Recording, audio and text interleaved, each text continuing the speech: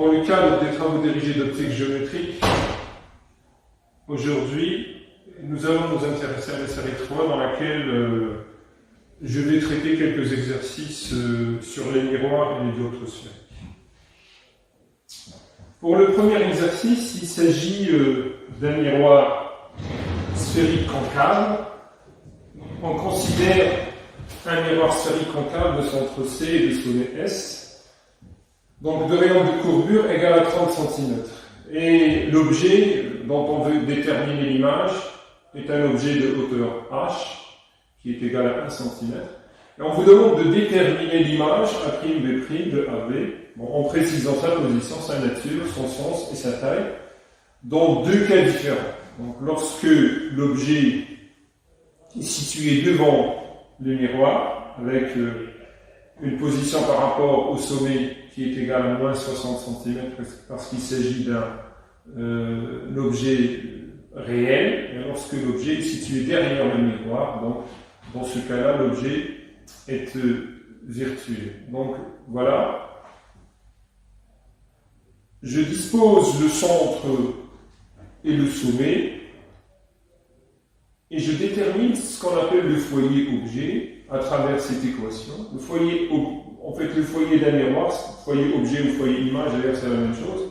C'est tout simplement, surtout pour le foyer image, on le détermine comme étant l'image d'un objet situé à l'infini, et par conséquent, je peux déterminer la position ici de ce que j'ai noté ici comme étant le foyer, et c'est tout simplement un point que j'ai noté F et qui est situé exactement entre S et C. S et C sont respectivement le sommet et le centre de ce foyer. Donc dans ce cas-là, je trouve une valeur qui est égale à moins 15 cm. Maintenant, je dirais, au niveau géométrique, je peux déterminer l'image assez facilement. Il suffit simplement de tracer des rayons particuliers. Le plus simple, c'est celui qui arrive parallèlement à l'axe et qui passe par B. Bien sûr, en se réfléchissant, il va aller directement vers le foyer. Et je vais utiliser un deuxième rayon particulier. Le plus gentil d'entre eux, c'est celui qui passe par le centre et qui n'est pas dévié. Et bien sûr, il va se réfléchir sur lui-même. Et l'intersection ici, au niveau des deux rayons réfléchis, se fait au niveau de A', plutôt au niveau de B', pardon. B', c'est l'image de B à travers le miroir sphérique concave.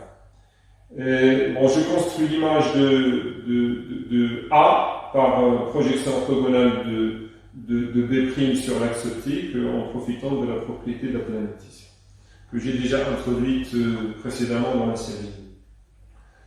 Donc on obtient ici une image réelle renversée et plus petite que l'objet.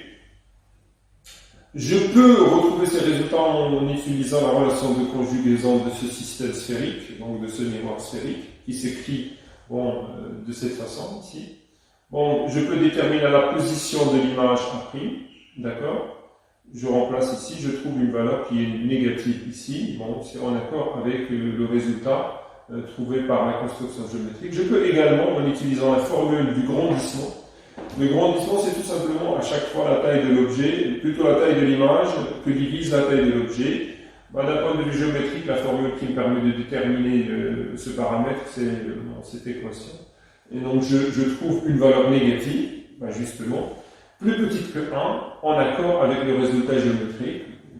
Justement, tout à l'heure, nous avons trouvé une image renversée, plus petite que l'objet. Cette image est réelle parce qu'elle est obtenue, et vous voyez très bien, elle est située devant le miroir, et elle est obtenue grâce à des rayons réels. D'accord?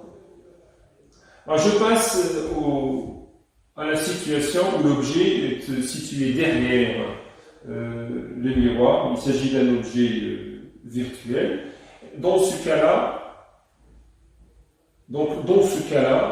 je peux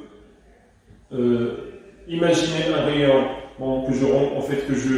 ici je représente en pointillé, dont le support passerait par le point objet B. Donc, il va subir la même chose, c'est-à-dire une réflexion, de sorte que le rayon réfléchi passe par le foyer, d'accord? Et je peux imaginer un deuxième rayon également qui passe à la fois par C et dont le support passe par l'objet, donc B.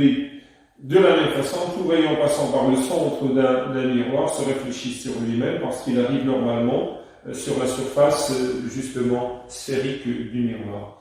Et donc vous voyez très bien que ici les deux rayons réfléchis vont avoir une intersection à ce niveau-là. Donc cette intersection c'est le point B', et je construis l'image transversale tout simplement de la même façon en déterminant la projection orthogonale de B' sur l'axe optique que j'ai noté ici à'. Et donc vous voyez très bien que dans ce cas-là, d'un objet virtuel, j'obtiens ici une image réelle, droite, et vous voyez de la même façon ici qu'elle est plus petite que l'objet. D'accord? Je peux confirmer ces résultats en utilisant la relation de conjugaison, et effectivement. Bon, ici, au niveau des calculs, il faut faire attention aux valeurs algébriques. Donc, il faut faire attention à, par exemple, C est négatif, d'accord? Parce qu'il s'agit justement d'un dioptre, plutôt d'un miroir concave. Bon, les calculs sont relativement simples, il suffit simplement de faire attention aussi. Et on retrouve, en fait, un accord parfait entre la position, pour ce qui est de la position de l'image, qui est réelle ici, donc située devant, donc SA' est négatif, au moins 6, et je trouve un grandissement qui est positif, donc une image droite, mais légèrement plus petite que l'autre. Donc voilà, je vais passer à l'exercice 2, dans lequel, cette fois-ci, je vais m'intéresser aux propriétés d'un miroir sphérique convexe, et de la même façon, donc, je vais m'intéresser à la position de l'image d'un objet situé donc, devant et derrière. Donc ici, ce miroir est convexe, avec bien évidemment un centre qui est cette fois-ci situé derrière le sommet. Bon, le foyer, je n'ai pas besoin de vous dire pourquoi il est situé exactement entre S et F, nous l'avons démontré tout à l'heure. Et là, je vais m'intéresser à la position d'un objet réel situé justement à 30 cm devant le miroir. Bon. La distance SA est égale à moins 30 cm. D'accord ? Et de la même façon, je vais utiliser les rayons particuliers, dont je connais le comportement. Ici, bien évidemment, le rayon ne peut pas converger vers F, mais c'est son support. En se réfléchissant, donc en divergence, c'est son support qui va passer par le foyer, d'accord, l'image, qui est à la fois, d'ailleurs, en même temps le foyer objet, d'accord, et je peux imaginer un rayon qui passe à la fois par B et dans le support, vous voyez le support ici représenté en pointillé, qui va passer par C, et comme j'ai dit tout à l'heure, ce rayon va se réfléchir sur lui-même, donc parce qu'il arrive sous incidence normale. Et vous voyez que, à ce niveau-là, les deux rayons que vous avez ici et qui se réfléchissent ne peuvent pas avoir d'intersection dans l'espace image réel. Bon, qu'est-ce que je fais? Je trace leur support et l'intersection se fait à ce niveau-là, au niveau du point B'. Et donc, dans ce cas-là, justement, j'obtiens une image virtuelle parce que je la détermine grâce à des rayons qui ne sont pas réels. D'accord? Les rayons réels divergent ici et ne peuvent constituer une image réelle. Bon, pour ce qui est de la confirmation grâce à la relation de conjugaison, je procède de la même manière et vous voyez effectivement que j'obtiens ici une valeur SA' positive, donc elle est par là, il y a un accord parfait, et je trouve ici à ce niveau-là un grandissement qui est inférieur à qui est inférieur à 1, donc une image plus petite, il est positif, donc il s'agit d'une image qui est droite et qui est plus petite que l'objet. D'accord? Donc voilà. Maintenant, je veux m'intéresser à la situation où l'objet est situé derrière le miroir. Dans ce cas-là, vous voyez très bien que SA est positif. D'accord? Il s'agit d'un objet, cette fois-ci, virtuel, d'accord, que je vais disposer ici. Bon, de la même façon, je procède de la même manière d'ailleurs. Et j'ai tout rayon qui arrive parallèlement à l'axe dont le support passe par le point objet B. Il va subir réflexion, de sorte que son support passe par le foyer. Et de la même façon, je peux imaginer un rayon qui arrive en passant à la fois par B et par C. D'accord? Ce rayon, bien évidemment, va se réfléchir sur lui-même. D'accord? Et vous voyez très bien que là encore, les rayons qui se réfléchissent à ce niveau-là, d'accord, au niveau, dans le plan objet réel, eh bien, ces rayons ne peuvent pas converger dans cet espace image réelle. Donc l'image n'est pas réelle, et par conséquent, qu'est-ce que je fais? Je trace les supports, et ces supports vont me permettre de déterminer l'image de B à travers justement ce miroir, cette fois-ci convexe. Il s'agit cette fois-ci d'une image qui est virtuelle. Et vous voyez très bien que j'utilise des rayons, en réalité qui n'existent pas, des prolongements de réel, plutôt des prolongements de rayons, d'accord? C'est des rayons fictifs, virtuels si vous voulez, d'où en fait l'image ici qui est virtuelle, elle est renversée, et vous voyez bien qu'elle est beaucoup plus grande que l'objet. Je peux confirmer ce résultat ici, en utilisant de toute façon la même chose, donc la relation de conjugaison. Eh bien, vous voyez très bien que SA' est positif, 60 cm, c'est à peu près ça, donc ça marche.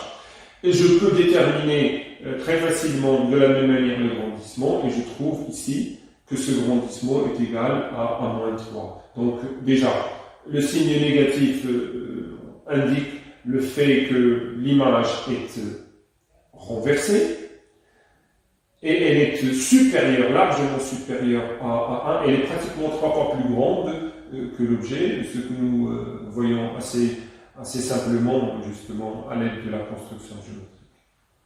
Donc voilà pour cet exercice.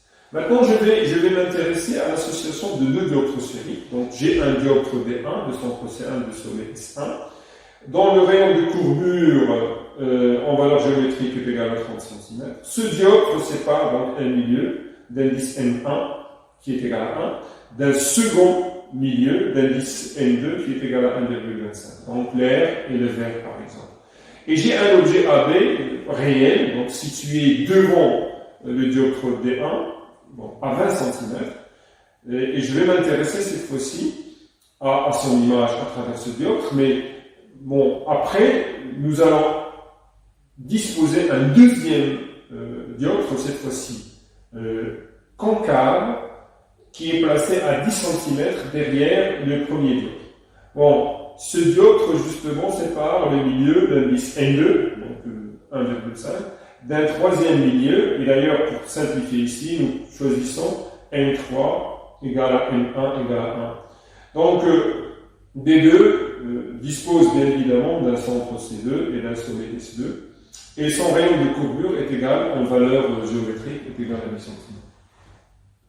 Donc, je vais commencer par, en fait, décliner le schéma. J'ai un objet AB. Dans l'image, à travers le dioptre D1, je vais la noter A1, D1.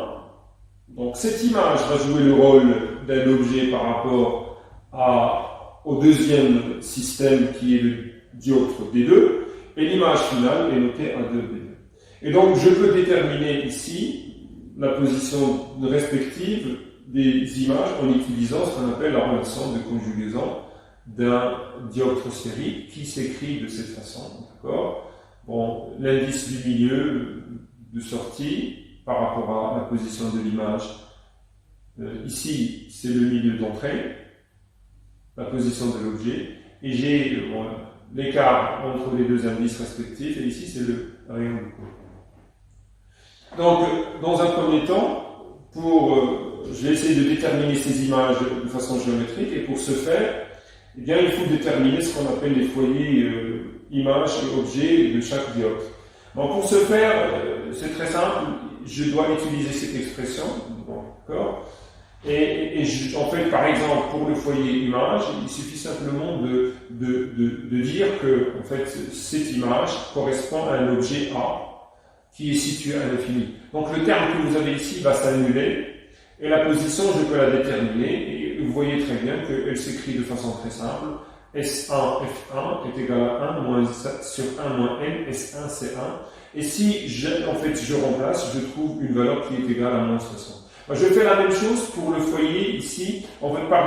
Ici c'est le foyer objet. D'accord? Donc foyer objet, c'est la position de l'objet pour lequel l'image est située à l'infini. Donc c'est ce terme qui va s'annuler. Maintenant, si je m'intéresse à ce qu'on appelle le foyer image, eh bien c'est cette partie de l'équation qui va s'annuler parce qu'il faut, dans ces conditions, supposer que l'objet est situé à l'infini. Donc c'est ce terme-là. Donc je peux déterminer la position de l'image correspondante. Je trouve moins 60 et 90 respectivement pour le foyer objet et le foyer image par rapport au sommet S1 du premier dioptre. Donc je fais la même chose pour le deuxième dioptre et je détermine ces foyers objet, d'accord, objet et image, et je trouve ici le même raisonnement, bien sûr en faisant attention aux valeurs ici algébriques, ça c'est très important. Et je trouve par exemple au SF2 un foyer qui est situé à 30 cm devant le sommet S2, et pour ce qui est du foyer image, ici SF', 2 est situé derrière, d'accord, donc c'est un foyer dans ce cas-là qui est un foyer dont la valeur est par rapport à S2 est positive. Donc je dispose les foyers ici, objet, image, la position de mon objet qui est située ici à, je dirais, pour être précis ici, l'image est située ici, il y a une petite erreur ici, il faut faire attention, l'image est située devant. Donc ici j'ai un signe moins, d'accord? Donc voilà, SA est négatif, donc j'ai un signe moins ici. Il s'agit d'un objet réel. Et donc pour déterminer l'image, qu'est-ce que je fais? Tout simplement de la même manière que tout à l'heure, j'imagine des rayons particuliers. Et ces rayons particuliers, le plus simple, c'est celui qui passe parallèlement à l'axe par B. Il va converger vers le foyer image, d'accord? Et je peux imaginer un deuxième rayon, celui qui passe par le centre du premier dioptre. Et donc, quand tout rayon passant par le centre d'un dioptre arrive normalement par rapport justement à la face sphérique, au dioptre sphérique, et il va continuer son trajet sans être dévié. C'est tout simplement parce que l'angle d'incidence est nul, l'angle de réfraction est également nul. Et donc, vous voyez très bien que les deux rayons que nous avons à ce niveau-là et qui émergent du dioptre ne peuvent pas converger dans l'espace image, dans cet espace image qui est un espace image réel. Qu'est-ce que je fais? Eh bien, je trace leur support et je détermine l'intersection, justement. Ça me donne B1. Je construis l'image transversale, tout simplement en construisant la projection orthogonale A1 de B1. Et donc, ici, j'ai déterminé l'image de façon géométrique. Il s'agit d'une image virtuelle, droite, plus grande que l'objet. Je peux, ici, je dirais, plutôt placer le deuxième dioptre, qui est placé à 10 cm derrière. Donc j'ai... D'accord. Il se trouve que le centre C2 coïncide exactement avec le sommet S1. D'accord? C'est une simplification. Et je place les foyers. Et donc, vous voyez très bien que, par exemple, le foyer F'2, c'est plus 20 cm, donc il se retrouve ici, exactement au niveau de C1. Et, pour ce qui est du foyer ici, objet, il est situé à moins 30 cm, donc exactement au niveau du point A. C'est une coïncidence. Et donc, qu'est-ce que je fais? Je peux, ici, pour déterminer l'image finale, eh bien, je peux imaginer un rayon qui arrive parallèlement à l'axe en passant par B1. B1 A1 va cette fois-ci jouer le rôle d'un objet par rapport au deuxième dioptre. D'accord? Et donc je peux faire comme si le premier dioptre n'existait pas et construire une image simplement, sans difficulté. Et donc, bien évidemment, ici, le rayon va converger vers le foyer, l'image F'2, et je peux imaginer un deuxième rayon qui passe par C2. Donc, ici, C2, c'est le centre de ce rayon, plutôt de ce dioptre ici concave. Il passe par le centre, donc il n'est pas dévié. Vous voyez très bien que le rayon continue tranquillement son trajet. Et vous avez l'intersection qui se fait au niveau du point. En principe, ici, bon, il faut faire attention, ici c'est A, en fait, ici c'est A, et ici c'est B. Donc je trouve l'image ici, l'image en fait, de la même façon, par projection orthogonale, je peux déterminer l'image finale, d'accord? Et vous voyez très bien que ici, ce sont des rayons réels qui permettent de déterminer cette image. Il s'agit d'une image qui est, en fait, ici, réelle, d'accord? Renversée, plus grande que l'objet. J'ai oublié tout à l'heure de préciser que l'image intermédiaire A1B1 était virtuelle, droite et plus grande que l'objet également. Donc je peux déterminer ici, cette fois-ci, confirmer ces résultats en utilisant les relations de conjugaison. Et vous voyez très bien que pour le premier dioptre, il n'y a pas de difficulté majeure. J'utilise la relation de conjugaison. Je dois faire tout simplement attention aux valeurs algébriques. Je vous ai dit tout à l'heure que SA était négatif parce qu'il s'agit d'un objet réel. Et je détermine ici l'image. Et vous voyez très bien, elle est également négative par rapport à sa position A1 est négative par rapport au sommet du premier dioptre. En fait, c'est tout simplement pour dire qu'il s'agit effectivement d'une image virtuelle. Bon, pour ce qui est du grandissement, eh bien, vous voyez très bien que quand je remplace, je trouve un grandissement qui est positif, d'accord, parce que l'image était droite, et supérieur à 1. Donc l'image est supérieure, plutôt la taille de l'image est plus grande que la taille de l'objet. Alors je fais la même chose pour ce qui est cette fois-ci de l'image A2 par rapport à l'objet A1. Et donc je détermine la position en utilisant toujours cette fois-ci la relation de conjugaison de la même manière.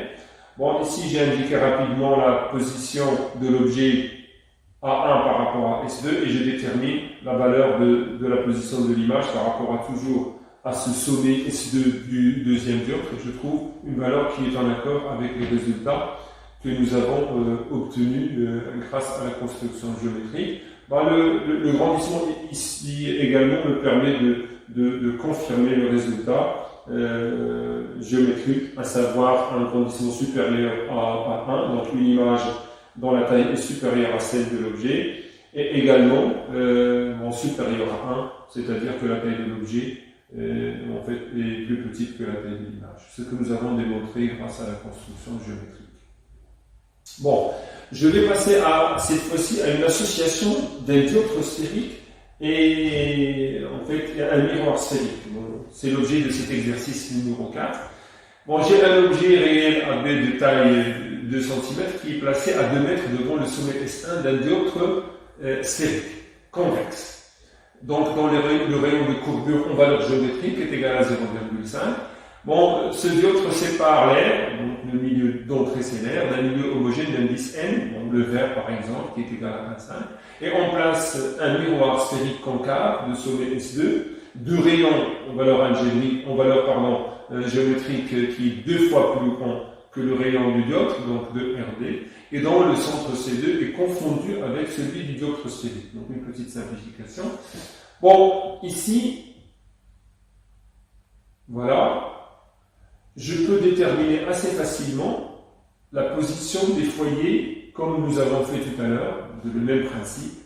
Donc, je peux déterminer la position des foyers objet et image en utilisant la relation de conjugaison. Les formules correspondantes sont les suivantes, et je trouve pour le foyer objet moins 1, et pour le foyer moins 1 mètre, et pour le foyer image 1,5 mètre. Donc, je trouve les foyers ici qui sont en fait des foyers réels.